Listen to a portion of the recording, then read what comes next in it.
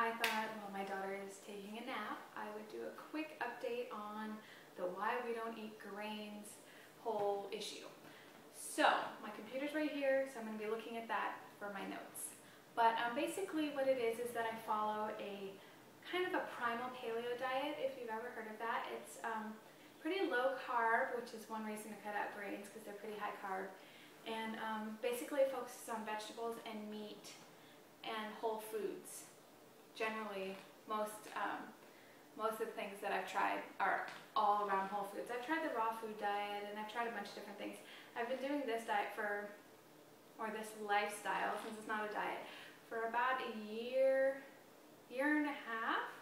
Yeah, because I pretty much started when I had Fia. So I was trying it because I have blood sugar handling issues, and in my nutrition class it talked a lot about cutting down on carbs in order to heal your blood sugar handling issues, which I had. I had hypoglycemia pretty bad. And so when I started, and during the class I was like, oh yeah, I could never do that. I could never give up my grains and my fruit and stuff. And so finally when I had Fia, I was like, okay, well, I might as well just try it because it's fun. I love trying new diets and new things like that. So I was like, okay, I'm going to just try it. So I did, and blood sugar handling issues just went away, and I feel great now, and it's awesome. And so I've kind of stuck to it. And my husband also feels a lot better. He kind of goes back and forth. He cheats a lot more than I do, but even though I do cheat, don't tell anybody. Yeah, so he cheats a lot more than I do, but he notices when he cheats that he doesn't feel as good.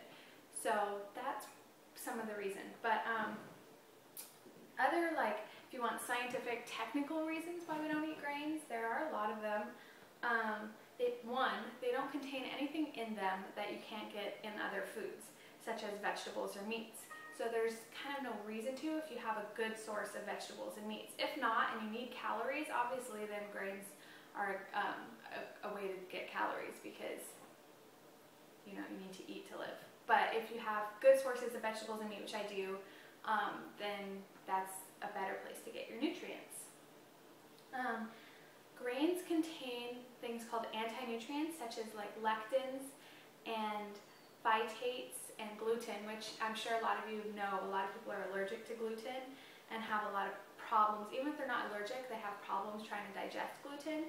So a lot of grains have them. Some grains don't, but most grains do have the lectins and the anti-nutrients, the phytates.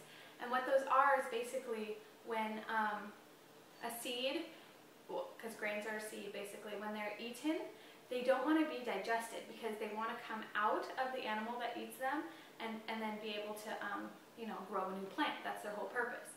So they don't want to be eaten, so they have these anti-nutrients in them to keep them from sprouting in your body, or to keep them from sprouting in general. So when your body tries to digest them, it has to use up all your enzymes in order to do so. So if you do eat grains, a way to get rid of the lectins and the anti-nutrients and those kinds of things are to soak your grains overnight. And somebody who talks about that a lot more, a mother who talks about that, is Earth Mama. Oh my gosh, I think she has another name now. Natural Mama or something.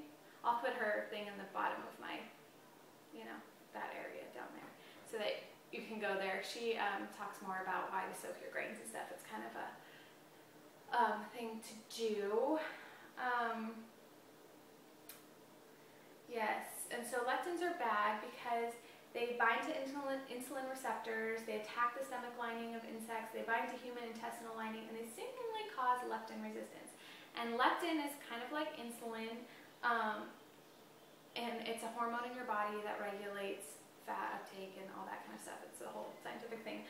But and it worsens the features of metabolic syndrome independently of obesity. I'm getting these facts from Mark's Daily Apple. It's a blog website that I like, Primal blog. So that's marksdailyapple.com if you're interested at all in this lifestyle. And then phytates are a problem because they make minerals, like the minerals that are in your grains, they make them unavailable. They make them so that your body cannot take them out. So you can't really get good minerals from grains if they haven't been soaked or properly sprouted. If you sprout or soak them, then they're easier to digest. But they're still a really high source of carbohydrates, which I try to not get too many carbohydrates in my diet, and so if I eat like a big thing of kale and a steak, that's good. I don't need the grains on the side for that. I'll just eat more kale. And with lots of butter. Yes. Yeah, so that's basically it. I know I kind of rambled in weird directions and stuff. I'm not very good at explaining to a little camera all this stuff. But if you have more questions, go ahead and post them below, and I'll try to answer them in more videos. Yeah, so I hope that kind of somewhat made sense, and I'll talk to you guys all later. Bye.